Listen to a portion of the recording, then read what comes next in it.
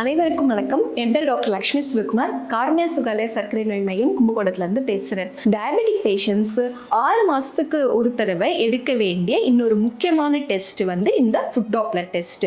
இந்த டெஸ்ட்னால என்ன யூஸ் அப்படின்னா, உங்களோட கால்களில் விரல் நுனி வரைக்கும் உங்களுக்கு ரத்த ஓட்டம் ரொம்ப ப்ராப்பராக கரெக்டாக இருக்கா அப்படிங்கிறது நம்ம இந்த டெஸ்ட் எடுக்கிறது மூலயமா தெரிஞ்சுக்க முடியும்.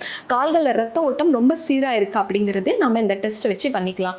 இதை பார்க்கறதுனால உங்களுக்கு கால்களில் வலி ஏற்படுது அப்படின்னா எதனால வலிங்கிறது கண்டுபிடிக்கிறதுக்கும் நமக்கு ரொம்ப ஈஸியாக இருக்கும். ஒன்று.